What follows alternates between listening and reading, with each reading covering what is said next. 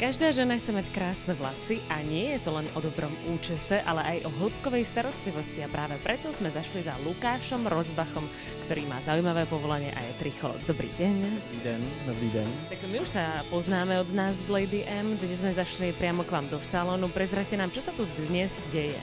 Dneska tady budeme prezentovat naši kosmetickou značku, zabývá se hlavně nebo řeší hlavně vlasové problémy a léčí vlasovou pokožku. Takže je to ideální, jsou to dobré přípravky při léčbě lupenky, seboroické dermatitidy anebo jakýmkoliv druhu padání vlasů. Máte tu dnes pozvané aj nejaké hviezdy, tak čo na nich budete predvádzať?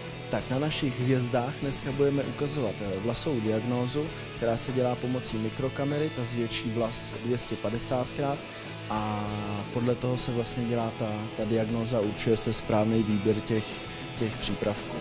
Budeme dělat rašelinový zábal a tam se jedná o to, že na pokožku dáme esenciální olejíček, který zjemní tu zrohovatělou pokožku nebo ty nečistoty a potom se tam dá organická rašelina a ta dělá to, že kůže z ní absorbuje vodu, tím pádem se hezky hydratuje, zároveň do sebe dostane různý stopové minerální látky a zhruba po půl hodině působení se potom udělá peeling a ta pokožka se zbaví veškerých nečistot a to je ideální věc třeba pro lupenkáře.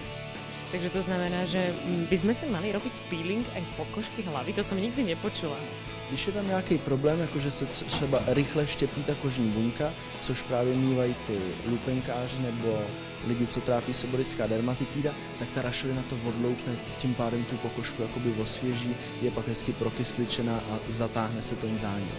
Môžeme si napríklad taký peeling vlasovej pokožky urobiť aj doma sami?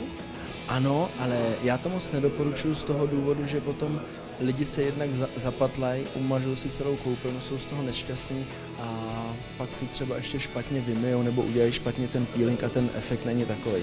Takže lepší si na to dojít do salonu a i ta cena je hodně příznivá. Gabi, ty si absolvovala vyšetrenie vlasov a vlasovej pokožky, čo si sa dozvedela? Tak asi nic nového. Já trpím na suchost vlasů. Když mám babičku kadeřnici, která se mi stará o vlasy teda, takže je tam úplně péče s největší láskou. Tak přesto asi to je geneticky po mámě. Trpím na suchost, takže hydratovat. Ako vyzerá tvoja bežná starostlivosť o vlasy? Mám doma profesionální šampóny, takže dostala jsem tip na kokosový olej.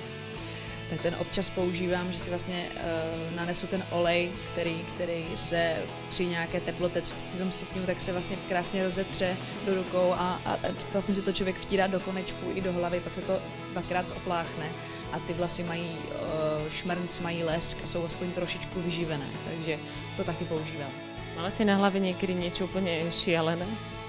Já jsem prošla soutěží, takže tam jsem měla na hlavě snad úplně všechno. A myslím si, že jsem měla na hlavě jedno takový, že jsem měla účes a lákal po mně proud, takže to bylo asi úplně nejšílenější. Ty si právě absolvovala diagnózu svojich vlasov. Jsi zdesená? Ne, těším se hrozně moc, co mi to udělá s těma vlasama. A čo si se teda o svojich vlasoch dozvedela? Tak dozvěděla jsem se, že, když to řeknu tak jako hodně laicky, že díky tomu, že používám šampon se silikonem, takže se mi ucpává v podstatě ta pokožka a k tomu vlasu se nedostane přirozená výživa a tak to tak prostě nefunguje asi, jak by mělo. Ako vyzerá tvoja bežná starostlivosť o vlasy? No já si přiznám, že jsem dost takový jako flink na sebe, jako všeho, co se týká, takže se tak jako ty vlasy umyju, dám si na ně olejček a tím to zvadne. A čo najšialenejšie si kedy so svojimi vlasmi urobila? Nejšílenějšího? Hele, třeba, teď budu asi fakt začuňátko, ale nejšílenějšího, že jsem si je týden neumyla. Inšpirovalo ťa to dnešné vyšetrenie vlasovej pokožky a vlasov k tomu, že sa o ne budeš nejak viacej starať? Ne, mě to spíš jako vyděsilo, to, že mám ucpanou kůži jako na hlavě, to je podle mě fakt horor, takže teď se na to dám opravdu bacha a budu se snažit se opravdu jako pečovat o nich tak, jak bych měla, protože mám hrozně ráda, nerada bych o ně přišla.